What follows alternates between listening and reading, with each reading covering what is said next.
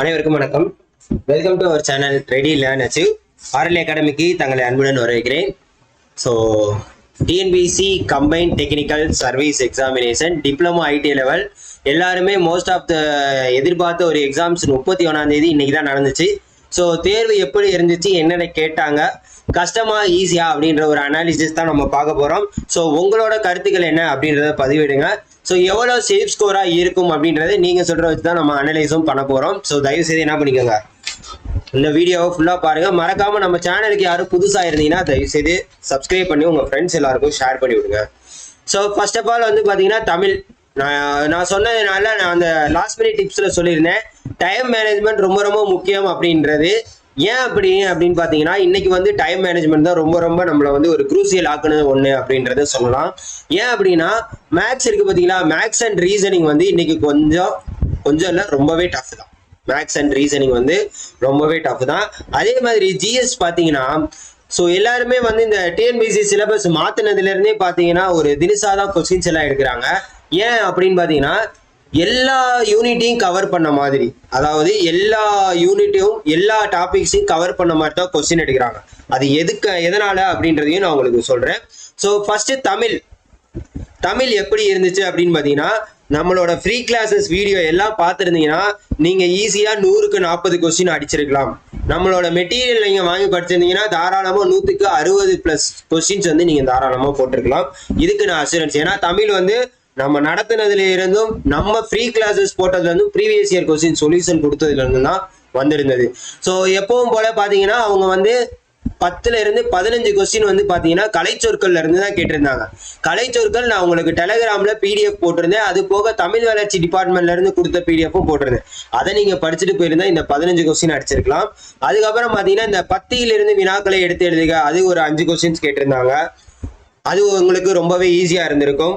அதுக்கப்புறம் பாத்தீங்கன்னா உங்களுக்கு அந்த நம்ம தன்வினை பிறவினை, அதுக்கப்புறம் பாத்தீங்கன்னா இந்த ஒருமை பன்மை பிழை, ஸோ அதுல இருந்து என்ன பண்ணியிருந்தாங்க கொஸ்டின்ஸ் நிறையாவே கேட்டிருந்தாங்க. அதுல இருந்து நிறைய கொஸ்டின்ஸ் கேட்டிருந்தாங்க. ஸோ இதெல்லாம் பார்த்துருந்தீங்கன்னா உங்களுக்கு ஈஸியாவே இருந்திருக்கும். அப்புறம் வந்து நம்ம இந்த உயர்திணை அக்ரில இருந்து பார்த்தோம்ல, பலர்பால் பலவின் பால், ஸோ இதுல இருந்து பாத்தீங்கன்னா கொஸ்டின் கேட்டிருந்தாங்க.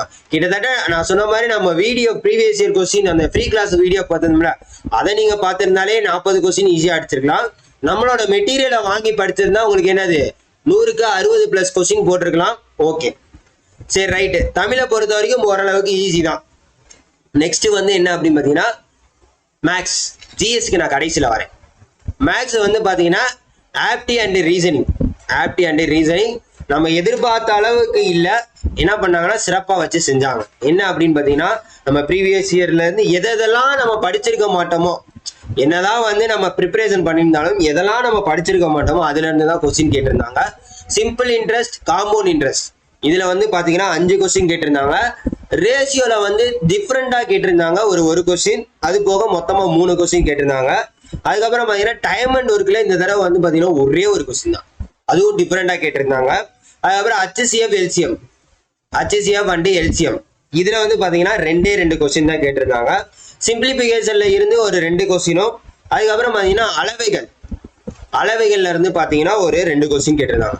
டோட்டலா பாத்தீங்கன்னா உங்களுக்கு இதுவே என்னாச்சு 15 கொஸ்டின்ஸ் கிட்டே இதுவே ஆயிடுச்சு. அதுக்கப்புறம் பாத்தீங்கன்னா ரீசனிங் முக்கியமா ஏபிசிடியை வச்சுதான் கேட்டிருந்தாங்க.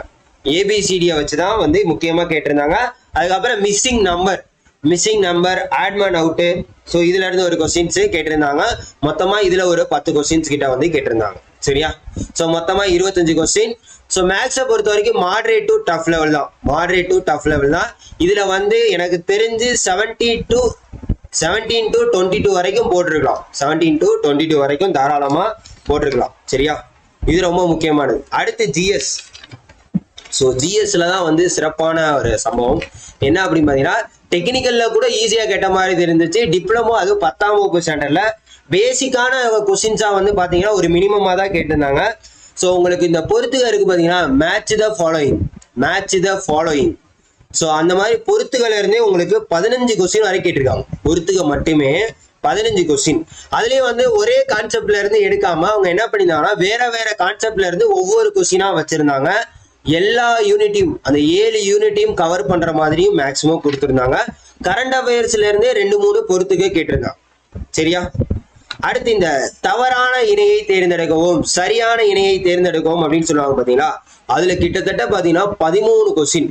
இந்த பொருத்தமான இணையை தேர்ந்தெடு, கீழ்கண்டோட்டுள் சரியான இணை எது, ஸோ அதுல இருந்து ஒரு 13 கொஸ்டின்ஸ் வரைக்கும் கேட்டிருந்தாங்க. அதுக்கப்புறம் பாத்தீங்கன்னா கூற்று காரணம் சொல்லவே வேணாம், ஒவ்வொரு பேஜுக்கு ஒவ்வொரு கொஸ்டின் தான். கிட்டத்தட்ட 13ல இருந்து 15 கொஸ்டின் வரைக்கும் கூற்று காரணங்கள் கேட்டிருந்தாங்க.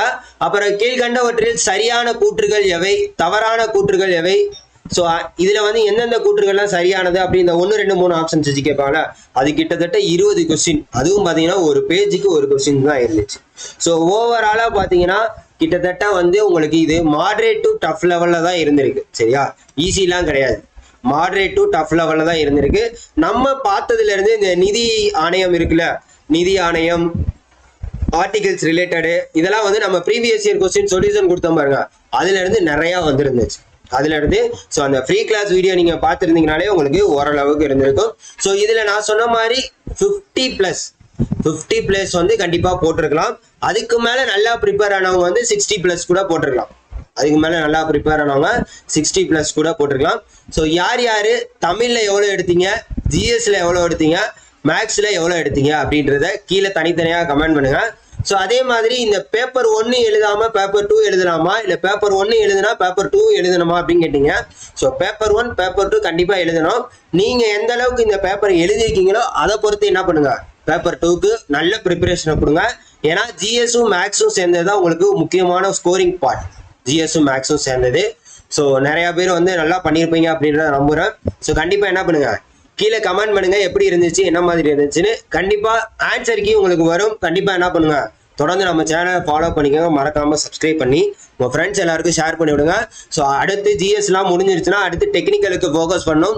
ஸோ முடிஞ்ச அளவுக்கு எல்லாத்துக்குமே பிடிஎஃப் டெஸ்ட் பேட்ச் நம்ம இதில் அவைலபிளா இருக்கு. வேணுங்கிறவங்க என்ன பண்ணிக்கோங்க, யூஸ் பண்ணிக்கோங்க. அதுவும் சாம்பிள் எல்லாம் கண்டிப்பா பார்த்துட்டு வாங்கிக்கோங்க. ஓகேவா? Thank you so much.